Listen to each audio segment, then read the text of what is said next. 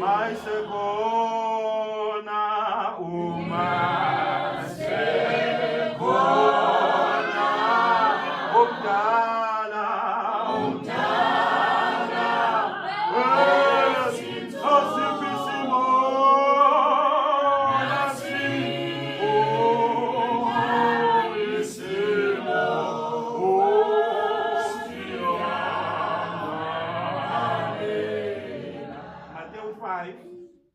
Ngizoqala 43 isihloko sithi intshumayelo yasentabeni number 43 nizwile ngifuna ukuhamba phezulu kwamazwi abazalwane ade bekhuluma ngawo uma usisixhwane ukhuluma indaba kaDaniel egcineni ithi inkosi sebezokhonza uNkulunkulu kaDaniel angithi babe ngakholwa bona uNkulunkulu kwadingeka babone ukukholwa kukaDaniel ukuze izolo sihlangana noMahamende Vernel uthi uMahamende usezozisontweni naye kodwa uzowathina noma 49 isithi ke mina lento eyenzekayo ile ngihlale ngisho ukuthi kubiza ukuthi uMendi ashintshe enze kahle ukuze athi uma wakhe ngizomlandela amen because ubona lento edliwa uMendi lakho uMahamende ke mdala kumina sikhule ngandawonye ngifunda kolokhathi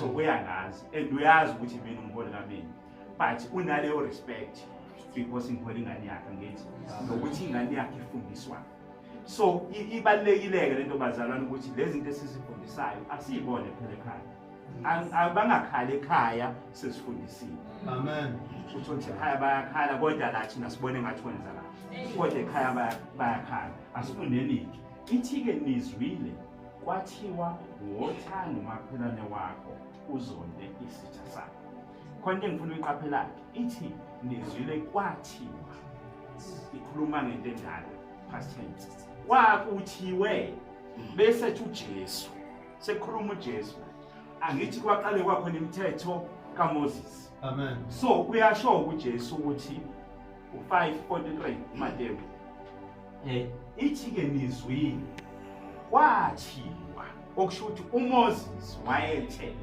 ingakho nomuntu ababembambona babembulala amen ingakho naye ngathi kubanjwa lo wamama ephila babefuna ukuapply same thing yeah ukuthi bamshaye ngamatshe kodwa uJesu uthi uma ekhona la kunina ongcwela ngamkhaya ngoba base-applya imithetho manje kaNkulunkulu elethwa uJesu hayi imithetho kaMoses kwase ku-apply umusa hayi umthetho ngendlela kwase ku-apply umusa so ngiyeke khona engayishare inkulunywa uSemphiwe lo i-comedian ukuthi sibuye sifuna ukuyilinganisa nomusa thina kanti umusa nokuthi siyavuka umusa and ama uthi uyayicabanga lento understand ukuthi wena kuzofika isikhathi sokuthi ulale kufika ubuthongo ulale ubone usuvuka ithi leyo nto kuumusa nje kodwa wena usahluleka ukubonga uNkulunkulu but kunalezi zinto ongazazi ezenzeka empilweni yakho kufanele uunderstand ngazo uvuka ekuseni uye emsebenzini uzothiwa khona abantu ade bandlumba kwakhe inkunzi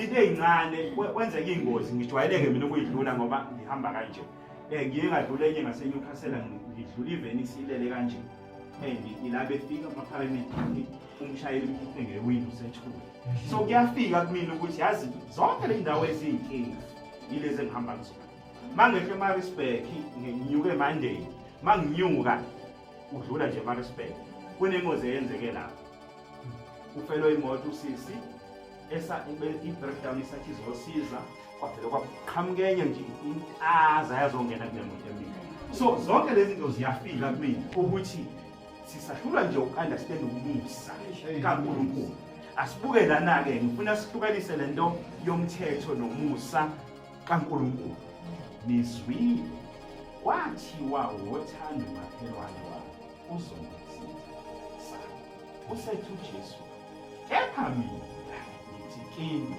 thandanani ngithi kimi thandani izitha zenu nibabusise abaniqalekisayo nibaphathe kahle abanizondayo nibakhulekele abanisingelayo amen okushuthi akufanele mbozi khulekela nesodwa yabo mbongo bakunembono nje ukhuluma kanje ngabantu okuthiwa bayakuzingela ukhulekele nawo kungathi angithi phela wena uyi-ambassador kaNkulunkulu so wena ufisa ukubona beshintsha be-understand ukukhulu kukaNkulunkulu but bazokubona ngayo ingakho ngiqale ngalinganisa ngale kaDaniel ukuthwane bekhuluma ngayo bashintsha ngenxa yokukholwa kaDaniel so kuyinkinga-ke thina abazalwane masisazobambelela kunkulu kwakuthiwe uthola ukuthi masibambene noJobe siqabene kuyoze kubonakale next week ukuthi usibuya noJobe abazwananga kodwa libe lithe kuthina manje alingashoni la thukuthela alinqabanga uthukuthela ngoba phela ukuthukuthela kuyakhona kodwa lingashoni so asikwazi ukuthi singakhuluma ngento ya last week ngixoxa nabaholi baphakathi basemolweni late last year ngithi mina yazi emawoti siyaba nokuphikisana nabaholi sodwa bayeka abazalwane thina abaholi ngithi mina kuyenzeka siphikisana ukuthi into eshiwo umphakathi angivumi noma eshiwo mina umphakathi akayivumi kodwa akudingeki sihlale meeting okwethu ukuthi makhonto esiphikisene ngayo sibizane eceleni ephakathi angiyiboni sidlule kuyona siqhubeke nempilo ngoba kungisizi ngelinye ilanga ngathi kuthwane mina into edala ukuthi ngingabi nenkinga ngabi nabantu engibazondayo ukuthi angitholi imali ngokuthi ngizonda general ngawuma kuthiwa kuyaholela hayi mhlambe ngabe ngibaningi bazalwane engibazondayo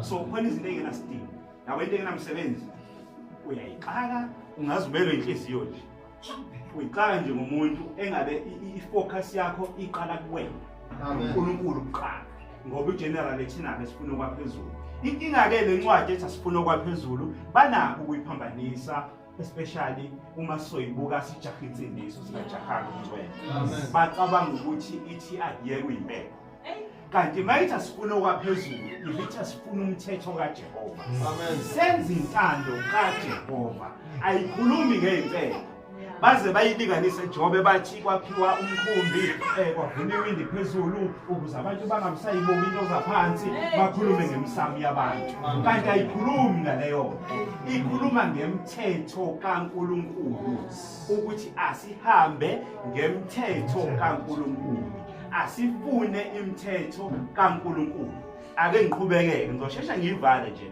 ithi-ke ukuba nibe ngabantwana bakayihlo osezulwini ngokuba yena uqinisa ilanga lakhe phezu kwababi nabahle uNkulunkulu uma ekhipha ilanga noma enisimvula akasho ukuthi laba bangamkhonzi noma benza kabi abasithele bangathuli bengubani-ke mina Jobe ukuthi kunabantu engibabona bebabi kunami uNkulunkulu engakwazi ukubahlukanisa abantu so mina kusho ukuthi sengaphezulu kwaNkulunkulu uma sekukhona abantu engibabona bengafanele kodwa uNkulunkulu akakwazi ukuhlukanisa uma ezokhipha ilanga ezonisa imvula bonke lithi iBhayibheli namhlanje ukhipha ilanga lakhe phezu kwababi nabahle anisa imvula phezu kwabalungileyo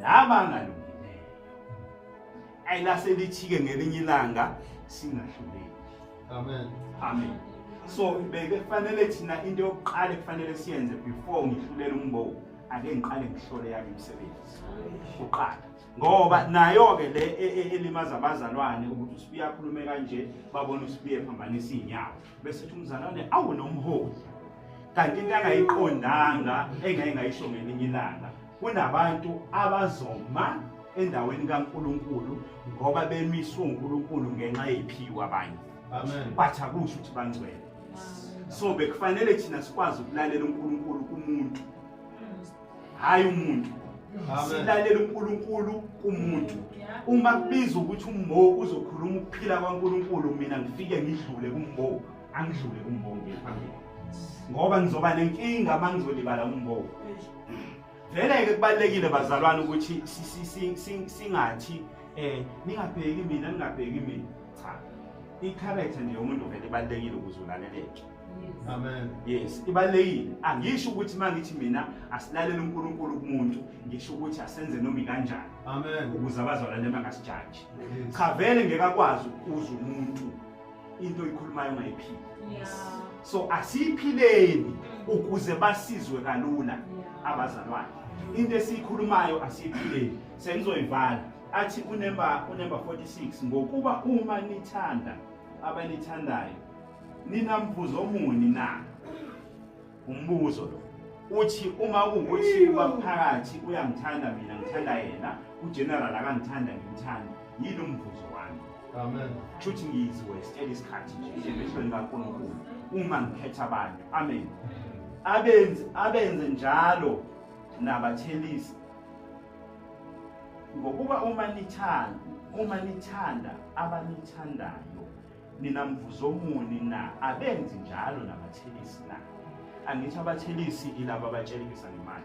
Amen. Hayi vele ke ama-customer abo bayawazi. Bayawathanda futhi. Uyazi every month kunomuntu wakhe uzofika azotshela imali. Mase kushaya inyanga kushintsha ubuso sezophelele. Ithi ke uma sithanda abasithandayo siyayifanela nomashonisa ngolimi olujwayelekile. Amen. Sifana nje nabantu abayitshelekisela ngemali. Uma kuwukuthi thina sithanda labo abasithandayo kuphela. Athi ke uNumber 47 futhi uma nibingelela abafowenu bodwa nenza lukhululuni na? Okusho ukuthi uma ngibingelela ummo ngobe umfowethu ngambingelela uJobe, ithi ayikho nenza lukhululuni na? Athi abenzi njalo nabezizwe na? Abezizwe ke ilalethene bangaphandle. Okusho ukuthi emgaqweni vele kulindelekile ukuthi umuntu uzobingelela umuntu amaziyo. Angamazi angamile. Okusho ukuthi siyafana nabasemgaqweni uma sizawubingelela esibathandayo singababingeleli esingabathandi. Number 48 lokugcina ngakho-ke manibe ngabapheleleyo njengokuba uyihlo wasezulwini ephelele. Amen. Uthena mayedala umuntu wasenza umuntu asifuze. Usho uNkulunkulu ekhuluma nomoya ongcwele noJesu. Amen. Athi uNumber 48 ngakho-ke manibe ngabapheleleyo njengokuba uyihlo wasezulwini ephelele. Okusho ukuthi abantu ababona uNkulunkulu uthina. Ngakho ethe mayemdala umuntu wathi asimenze asifuze. Wasethi la kulesifundayo umenisa noma ekhiphila angakhethi. Okusho ukuthi nathi ke bazalwane ake sifunde nje ungakhethi. Nabazalwane bafane nabantu bafane. Ingakho ngithe mina nginankinga nokufica nabantu abangafuthi. Kodwa kubalekile ubani omunye. So akhona amazwi abhalwe la athi ungahlali nabenza okubi kanjani. But iqiniso bazolanda. So khona izinto ezifuna ingqondo nje. Hayi ukuthi silokho esigcina kakhulu emazwini. Sikwazi ukunderstand izwi likaNkulunkulu emazwini abhaliwe. Sikhosa kufani. Amazwi lawo abhaliwe awafani nezwi likaNkulunkulu. Kuyenzeka siwazi amazwi abhaliwe siwakhulume kamnandi kodwa izwi singalizwi. Amen. So ifuna sikwazi ukuhlukanisa lezi zinto zombili bazalwane. Ukuthi usibiya mhlawumbe uzokhuluma kahle kanjani akusho ukuthi usekuzile izwi. Kungenzeka ukuthi wazi amazwi abhaliwe futhi awachaze kodwa izwi likaNkulunkulu engalizwanga. So bengifisa abazalwane ukuthi sifunde ukuhlukanisa lezi zinto ukuthi sidluleke manje emazwini lawo esiwafundayo sinxusa umoya ongcwele ukuthi usize ukuthi sizwe izwi lakhe ukuze masikhuluma kubantu bayizwe lento esikhulumayo. That's why ngisho sizoma phambi kwabantu Jobe. Kuyenzeka kube khona umuntu ngisho umholi ewubishop noma yini akhulume kodwa ibandla lingamuzwa noma abantu bangamuzwa. Kanti inkinga ihluke ekutheni wazi amazwi abhaliwe futhi wachaza kamnandi kodwa kalizwange likaNkulunkulu. So alidluleli kubantu. Phela kuyingozi bazalwane ukuma ngokwazi. So ngiyafisa ke ukuthi kusuka kubantu abasha njalo masisoma phambi kwabazalwane noma phambi kwabantu sinxusa umoya oyingcwele ukuthi ume nathi ukuze abantu basizwe. Ngoba masisoma ngokwazi abantu bazophuma bengazwanga ukuthi ubazalwane. Amen. And futhi awukho umehluko ozokwenzeka. Ayiqhubekeke yethu njalo esisho maqala unyaka ukuthi asilwele ukuthi kube khona uNkulunkulu akususayo empilweni zethu njalo. Akube khona okubi okusukayo, kube khona okuhle okudekayo. Ngoba maqala unyaka kusuke kulowo nyaka kuzoba nosuku lapho lokuzalwa, okusho ukuthi iminyaka yakhe iyakhula. Nokwenza kwakho ke angingafani njengo sayiqala le GBOC yange 2018 phasika lokuqala 2019.